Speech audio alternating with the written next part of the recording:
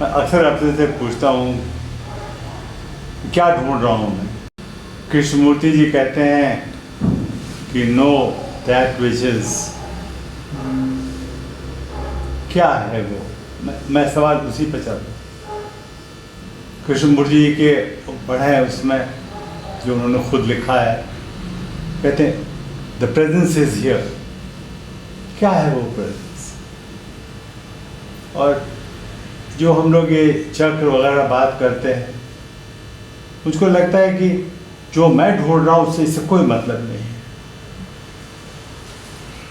संभव है शायद। देखिए एग्जैक्टली जो ढूंढा जा रहा है उससे किसी भी चीज़ का मतलब नहीं है, क्योंकि हम अपने उस ओरिजिनल सोर्स को ढूंढ रहे हैं। हम जो वास्तविक रूप में, जिसको कृष्णमूर्ति जी कहते हैं दैट विच इज, रमण कहेंगे कि नो हु यू आर वगैरह वगैरह।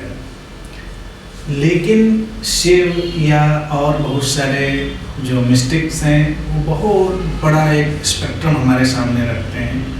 वो बहुत कंपैशनेट है, क्योंकि चलने के बहुत सारे रास्ते हो सकते हैं, बहुत जगहें हो सकती हैं, व्यक्ति कहीं से भी उसमें प्रवेश कर सकता है। तो इसलिए बहुत कंपैशनेट है कि हम सारे दरवाजे, रास्ते, खिड़कियाँ सब खोल दें। लेकिन अंत में ये सब कुछ नहीं है। अंत में तो वो जो आइडेंटिफिकेशन है उसको ड्रॉप करना है, उसको ड्रॉप करना है। वो आइडेंटिफिकेशन किसी भी रूप में हो सकता है, वो साधना के रूप में हो सकता है। मैं क्या खोज रहा हूँ, तो ये जो खोजने वाला है अंत में उसको भी ड्रॉप करना होता है। इसलिए जब तक हम उस खोजने वाले पर अपनी निगाह नहीं लौटा लेते तब तक ये सब खेल चलता है। और कुछ लोग अगर खेल ना खेलें तो कभी लौटेंगे भी नहीं। टाइप्स हैं, कई बार लौटना तो अपने ही घर है, लेकिन कुछ लोग दूसरों का घर खटखटाए बिना अपने घर नहीं लौटेंगे। खटखटाने के बाद फिर उनको लगता है कि अब कुछ नहीं हो गया, वापस लौटा है। जी मैं इस बात को कुछ दिनों से जानता हूँ, खासकर जब आपके संग यहाँ है, कि जो मैं ढूंढ रहा हूँ वो मेरे में है, ये मैं समझता हूँ। यही शायद आप कह रहे हैं। मेरे में नहीं है वो बस है। क्योंकि मेरे में तो फिर मेरा में तो मेरा बना रहेगा ना। कौन मेरा? मेरा कहाँ पर है? Where is me?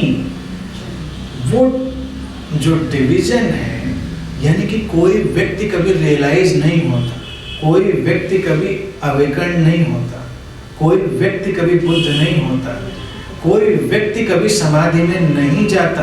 व्यक्ति जाता है जब व्यक्ति यानी the created self, the pseudo self, जब वो जाता है तो समाधि लगती है। जब व्यक्ति विसर्जित होता है बुद्धत्व लगता है। वो जो हमारा आइडेंटिफिकेशन है वो ड्रॉप होना है। इसीलिए ये कहना कि मेरे भीतर है, कई बार लोगों को लगता है कि मेरे भीतर है, तो उनके लिए एक सीढ़ी और पैदा की जाती है। ये मेरा कहाँ पर है, इसको ढूंढो, ये मेरा कहाँ पर है। शब्द बड़ी प्रॉब्लम क्रिएट करते हैं। शब्द आप जो कह रहे हैं मैं इससे बिल्कुल सहमत, इतना मैं समझता हूँ इसको। तो मैं कहना ज़रूरी है किसी चीज़ को समझाने के लिए, बताने के लिए, लेकिन मैं नहीं हूँ। हाँ, वो नहीं, वो बात मैं भी समझाने के लिए कह रहा हूँ, क्योंकि उसमें लगता है कि कंफ्यूजन होता है लोगों को। क्योंकि देखिए आइडेंटिफिकेशन, जो वर्केबल आइडेंटिफिकेशन है वो तो हमेशा रहता है। आप कृष्ण हो, बुद्ध हो, शिव हो, किसी को भी आप बिल्कुल आइडेंटिफिकेशन से मुक्त कर देंगे तो क्या बोलेंगे, किससे बोलेंगे? आप अगर बुद्ध से जाएंगे, मुखातिब होंगे तो वो बात करेंगे। आप नाम लेकर बुलाएंगे कृष्ण का तो वो जवाब देंगे। तो उतना आइडेंटिफिकेशन तो उनके पास भी है। डिवीजन को जो जान लेता है कि नहीं है, वो फिर भी वही का वही रहता है, एज इट इज, जहाँ है वहीं रहता, कहीं नहीं जाता। जैसे कि कोई किसी गुरु के पास गया, जैसे मैंने बोधि धर्म का उदाहरण दिया था, बहुत ही फियर्स मेडिटेटर हुआ, बुद्ध का डिसाइपल, इनलाइटेंड हो गया। अब इनलाइटेंड हो गए तो गुरु की जरूरत क्या? बुद्ध भी कहते हैं जाओ अपने रास्ते, मेरी जरूरत क्या है? वो लेकिन उनके गहरे प्रेम में रहता, उनकी पूजा भी कर लेता और उन्हीं के वचनों को फाड़ के जला के सर्दियों में ताप भी लेता, यानी कि वो कुछ भी कर सकता है। कहते एक मठ में गया, सर्दी बहुत थी, बुद्ध की मूर्ति थी, उस दिन लकड़ी की मूर्ति थी, रात में उसको जला के वो ताप गए बोधिधर्म। सुबह जब मठ वाले उठे तो बहुत नाराज हुए कि ये क्या किया तुमने, हमारी मूर्ति जला डाली, ने हमको ठंडक से बचाया, इससे ज्यादा अच्छा काम वो और क्या कर सकते थे। और बुद्ध का तो काम ही ठंडक से बचा दे हमको। ये बोधिधर्म के अपने अटपटे ढंग है। बस अंदर से एक चीज क्लियर हो गई है, अंदर से एक क्लैरिटी हो गई है आपके कि कहीं विभाजन नहीं है, कहीं कोई करने वाला नहीं है, नो डूअर नो डिवीजन।